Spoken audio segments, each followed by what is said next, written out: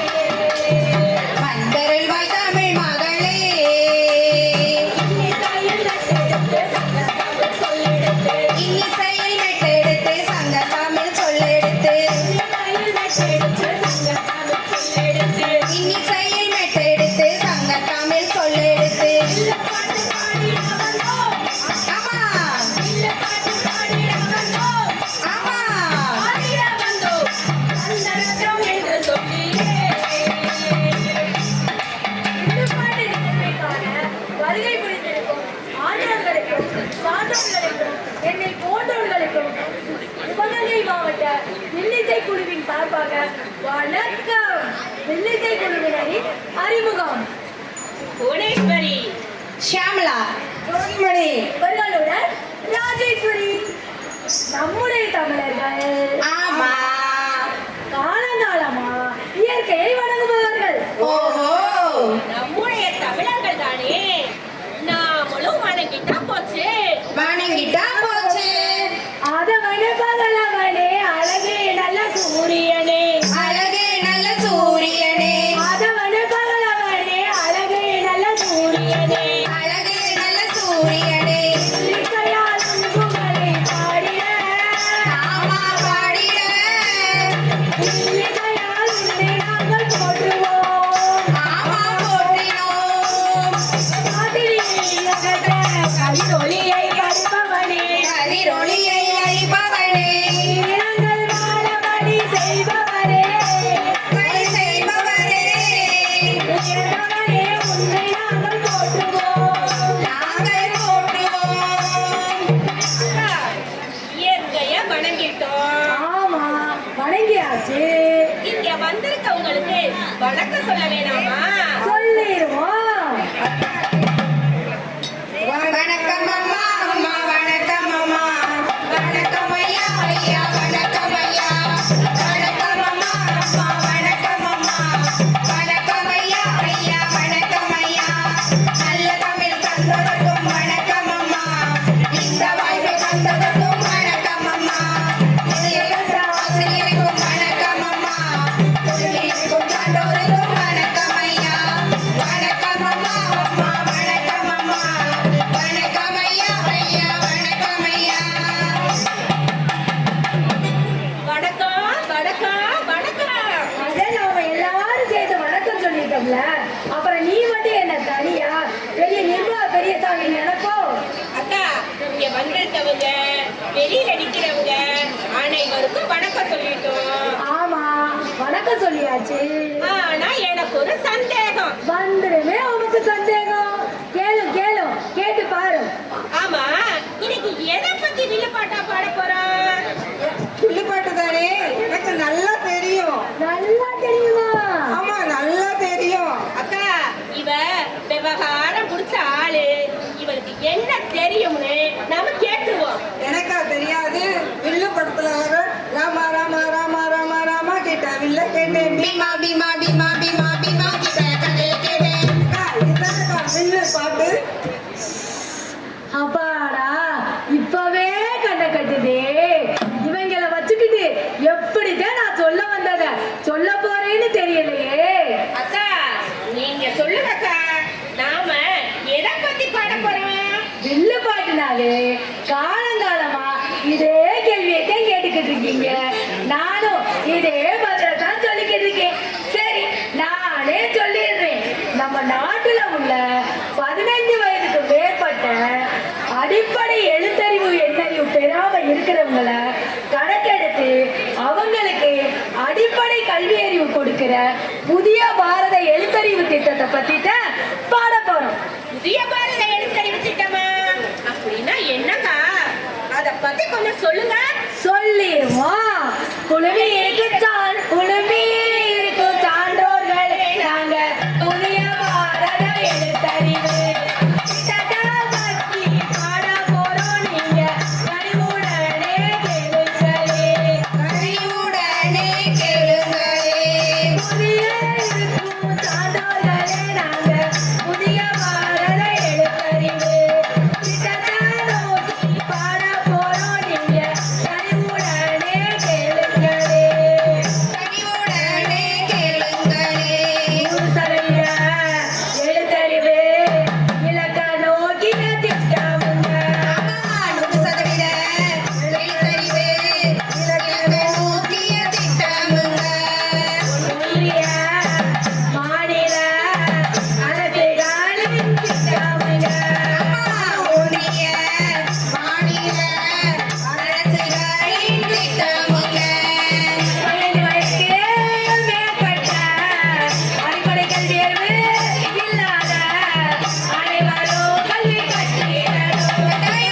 அனைவரும் கல்வி கற்றிடணும். அனைவரும் கல்வி கற்றிடணும். அடிப்படை கல்வியோடு வாழ்க்கையை கொடுக்குது. அடிப்படை கல்வியோட வாழ்வில் திறன் கொடுக்குது. தன்னம்பிக்கை வளர்க்குது.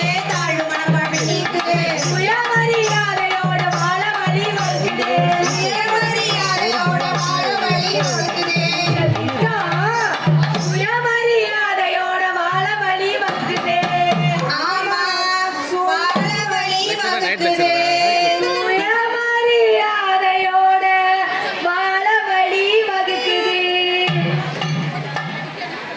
அக்கா, நான் சொல்ல வந்த விஷயத்தை கரெக்டா கேட்சப் பண்ணிட்டேனான்னு பாருங்க. அதாவது நம்ம நாட்டுல உள்ள 15 வயதுக்கு மேற்பட்ட அடிப்படை எண்ணறிவு எழுத்தறிவு இல்லாதவங்களை கட்டாயம் அடிப்படை கல்வி அறிவை பெற வைக்கணும். அதுதானேக்கா? அதேதான். பாருடா எவ்வளவு கரெக்டா சொல்லிவிட்டா. அக்கா, ஊருக்குள்ள இருக்கிறவங்க ட்ரெஸ் பண்றத வச்சும் அவங்க பழக்க வழக்கங்களை வச்சும் யார் படிச்சவங்க யார் படிக்காதவங்கன்னு தெரியலக்கா. அவங்களை எப்படி எழுத்தறிவு இல்லாதவங்கன்னு கண்டுபிடிக்கிறது அப்படிங்கிறத எனக்கு கொஞ்சம் சொல்லுங்கக்கா. அதுக்கெல்லாம் கவர்மெண்ட் கிட்ட பக்காவான ஐடியா இருக்கு. பக்காவான ஐடியாவா? என்னக்கா அது? பள்ளியில படிக்கிற எத்தனை பக்கம்? 70 பக்கமா? கல்வியோட படிக்கிற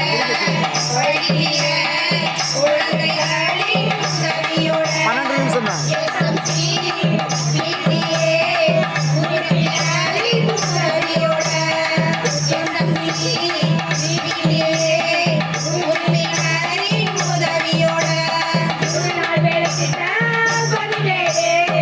ஒரு நாள் வேலைக்கு பதிவேடு.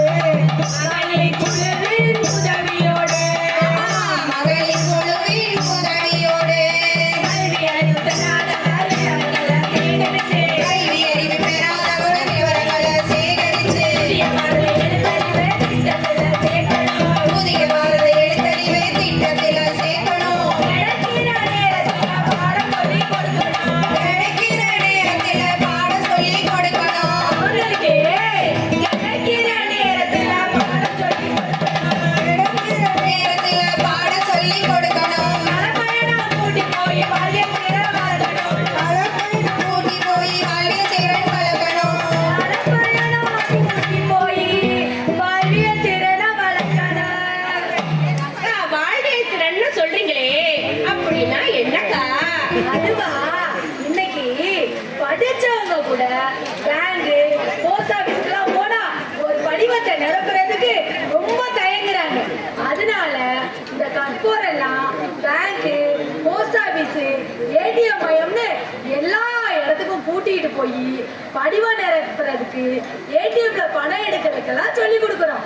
வாழ்க்கைக்கு தேவையான திறன்கள் எல்லாம் சொல்லி கொடுக்கறத வாழ்வியல் திறனை வளர்க்கறதுன்னு சொல்றோம். அப்படியாக்கா? சரி, அவங்களுக்கு யாருக்கா பாடம் நடத்துவா? நல்ல கேள்வி கேட்டேன். அத பத்தி சொல்லிடுவோமா? ஆமா, சொல்லிடுவோம். ஏய், குடியிருப்பு பகுதியில குடியிருப்பு பகுதியில குடியிருப்பு பகுதியில படிச்சவங்க தன்னார்வலரா. குடியிருப்பு பகுதியில படிச்சவங்க தன்னார்வலரா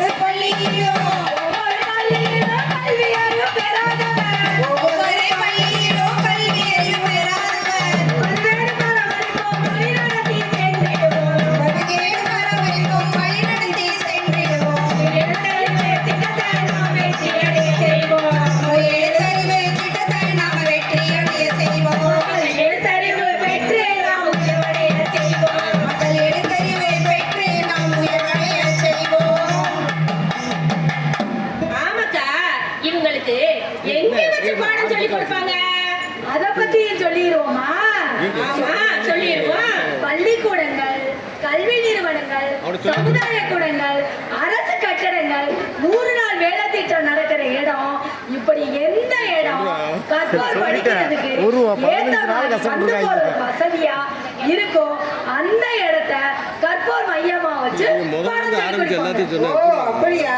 அக்கா, எங்க வீட்டுக்கு பக்கத்துல ஒரு பொண்ணு காலேஜ் படிச்சுப்புட்டு சும்மா வீட்டுல தான் இருக்கு. அந்த பொண்ணை இந்த திட்டத்துல சேர்ந்து தன்னார்வலரா பணிபுரிய சொல்றேக்கா. அக்கா, நானும் எங்க வீட்டுக்கு பக்கத்துல இருக்க படிக்காதவங்களை எல்லாம் கண்டுபிடிச்சு இந்த திட்டத்துல சேர்ந்து படிக்க சொல்றேன்க்கா. ஆமா, நாம எல்லாரும் இப்படி நம்ம வீட்டுக்கு பக்கத்துல இருக்கிறவங்கள கொண்டு வந்து இந்த எழுத்தறிவு திட்டத்துல சேர்த்தாதான் நம்மளோட நாடு முழு எழுத்தறிவு பெற்ற நாடா மாறும். அப்படிதானக்கா? ஆமா, அப்படியே புரியதாரா கூடிட்டாங்க, ஒண்ணு கூடிட்டாங்க. உண்மை என்ன, 2025 ஆண்டுக்குள்ள நம்ம நாடு கட்டாயம் முழு எழுத்தறிவு பெற்ற மாவட்டமாடா மாறிடும். ஆமா ஆமா.